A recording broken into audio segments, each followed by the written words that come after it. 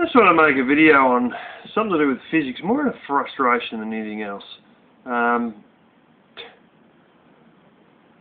been seeing some real furfies lately in regards to people, and particularly on prepping channels, in regards to physics, and you'll see someone in the comments start recommending something to everybody or recommending it to at least, one or two people, and what they're recommending shows they've got absolutely no clue about physics, and it's quite simply dangerous to the point in some cases it's deadly. And this is one of the reasons that I sort of don't really like turning comments on and don't turn comments on, because you can have someone cruise in, talk a whole heap of crap and spread disinformation on your channel, and I'll be buggered black and blue if I'm going to be sitting there spreading information which is deadly, or even be a part of that sort of stuff. Now, one of the ones I've seen was somebody showed them using a gas mask and all that sort of stuff, and this other person decided to give someone a bit of advice that to get your gas mask on and off easy, you should put a bit of lip balm in there. Well, I've spent more than a year and a half in a spray painting apprenticeship. I wore respirators, which are pretty much the same sort of thing, for 8 hours a day. I got so used to breathing in a respirator, I reckon I could literally sleep with one on. I mean, I spent so many day after day after day with hours on end with respirators on. There were times that, primarily this was for spray painting fumes, but there were times that they had a sandblasting room, and I used to walk into that, and literally you could not see 2 meters ahead of you. 2.5 yards away, you would not see what was there because the dust was so thick. That was what it was like. Not that dust was a real problem. The real problem was the spray painting fumes. And you'll literally walk out the lunchroom door into like a cloud of fumes, and it's just hanging in the air like a cloud of spray painting fumes. But yeah, what I wanted to mention on that was that it's imperative to have a decent seal. Now, certain gnarly little entities who have been reading enough stuff or have got enough brains know that it's not much of a big deal to use chlorine bleach to make mustard gas. And having said that, you may face that, you may want to be prepared for tear gas or something nastier.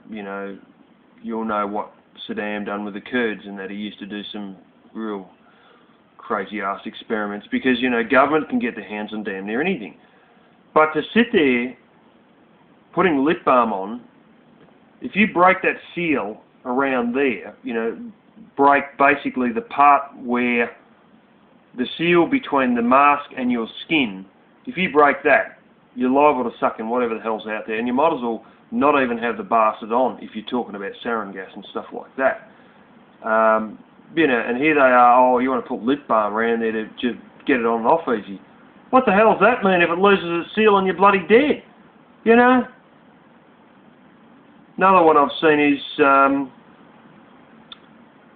stills. Now, I work in the heat transfer industry currently. As a result, I understand a few things about that sort of stuff. I own my own still, which I design myself. It's not illegal over here to distill liquor, so long as you don't sell it, then it's really illegal.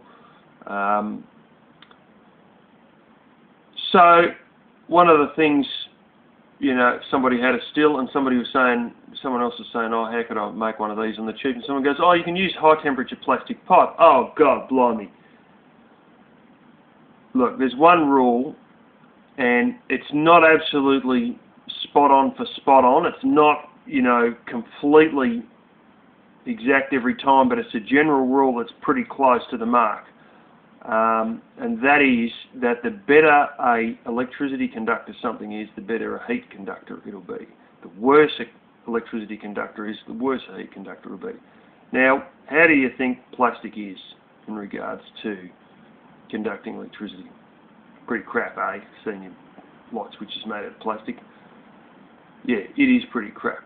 The heat transfer of plastic, you know, isn't terribly grand as a result. Okay, black plastic pipe out in the sun will get warm. You know, it can happen. But there's a better option. A lot better option. And, you know, that is copper. And you go, I don't have the money for that. Well, a lot of radiators are made out of aluminium, the ones in cars. It's only the earth-moving equipment, the fancy gear, the mining stuff, the custom gear, the mil-spec, that are actually made out of copper anymore. Most of it is all made out of aluminium, and I can tell you about one mil-spec vehicle which is also made out of aluminium currently. So no more. Anyway, you know, plastic pipe, you know, isn't as good as steel pipe. And, you know, I said to Troy, what you could do is use steel pipe in your camper there, have it on the walls, and basically have it run along the wall and then do a U-turn and then another one going back, you know, and that'll save you using electricity with the fans that you have on your radiators, plus it'll spread the heat evenly throughout the camper. And he said, yeah, you know, that's might be the case, but I just can't afford the steel pipe because of the price of steel. So I'll have to do it with plastic pipe, you know. And it works, but not when you're making things like stills. I mean, it's not as good as it can be. It's actually pretty flaming hopeless with stills. The other thing that most people don't realise is thermal expansion causes plastic fittings to pop off. I've seen hoses, air hoses popping off on a day that was slightly more than 100 degrees Fahrenheit. And these hoses would just go bang, and you know, air was blasting out from the compressor and all that. You know, that happened to a lot of hoses at work, and they had a concerted effort to fix that. But, you know, the thermal expansion of plastic ain't so grand. The heat conductivity of it is blooming useless. And copper's very expensive. Steel might be too dear for you. We'll use aluminium, you know. And so, yeah, but I'll get on the subject a bit of Troy's heating system. There's a lot of people over here who make their own wood heaters, and I should show you the one my father's got, because that's actually two like brake drums out of a big rig, like a semi sort of thing, welded together. There's a lot of other people got a lot of homemade ones here. I've seen ones made out of the rims off GM cars and everything. There's a lot. There's ones they use propane tanks. There's another one that they used a beer keg. But it just brings me on the subject of KISS, or KISS. Keep it simple, not stupid. And, you know, he's done a massive amount for the off-grid property, off-grid movement, rather. You know, there's no doubt about it. He's a great bloke, and you know, he's unbelievably helpful and all that, and he's done a massive amount for the movement in general, just by having his videos up. But honestly, that water heating rig for his stove, that, you know, he's basically, his winter heating system is the most complicated circus I've seen in my life, you know. And I look at a lot of the wood heaters around here and think, that's a simple wood heater. Troy's system is extremely complicated, at least it was last winter, and from what he said this winter, I don't have much hopes that it's going to be much simpler. But, you know, that's one of the big things. As a bloke who was a draftsman on the CAD program all day long, who we should talk to because of other things, he told me the more parts something has, the more parts there are to go wrong.